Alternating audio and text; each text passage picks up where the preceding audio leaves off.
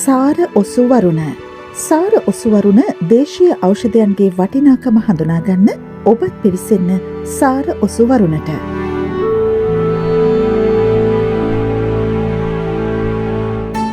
සාර ඔසුවරුණ එරුන්දෙනිය ආයුර්වේද රෝහලේ සමාජ මාධ්‍යජාලා ඔස්සේ බලාපොරොත්තු වන්න.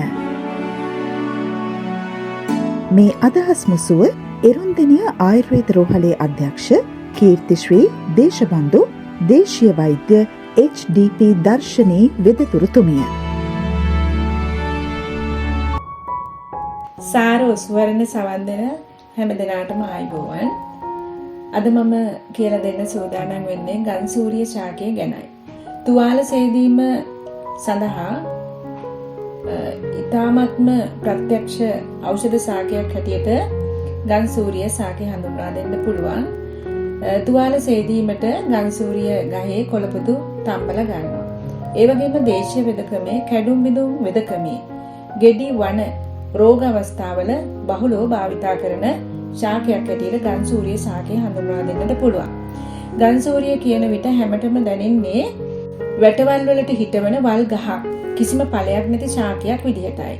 ඒත් මේ අගනා ශාකය දේශීය වෙදකමේ භග්න චිකිත්සාවේදී මහඟු ඖෂධයක් හැටියට ප්‍රධාන ඖෂධයක් විදිහට ගන්න ඖෂධයක් හැටියට හඳුන්වා දෙන්න පුළුවන්.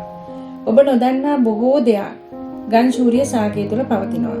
ඔබ දන්නවාද තේ වෙනුවට මේ තම්බලා බොන්න පුළුවන්.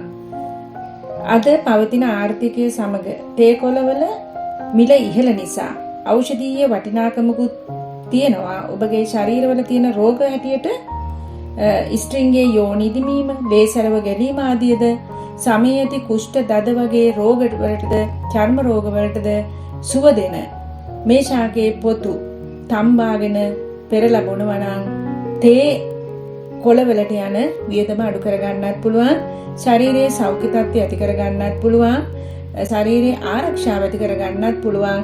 තේ වෙනුවට පාවිච්චි කරන්නත් පුළුවන්. එහෙනම් ගන්සූරිය ශාකය මොනතරම් හොඳ ගුණාත්මක ශාකයක්ද කියලා අද සිට හැමදෙනාම හිතාගෙන කටයුතු කරුවොත් හොඳයි. ඒ වගේම තේ කොළ වලට යන වියදම අඩු කරගෙන ඔබේ නිරෝගීමත් ජීවිතය සරු කරගන්න කියලා මම ඉල්ලා සිටිනවා.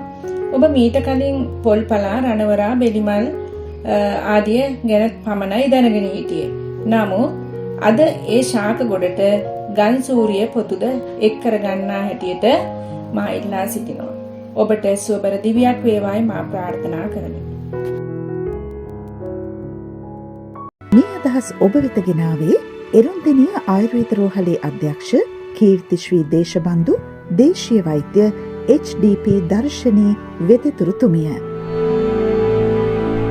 සාර ඔසුවරුණ නිෂ්පාදනය හා සංස්කරණය එරුන්දෙනිය ආයුර්වේද රෝහලේ මාධ්‍යංශය.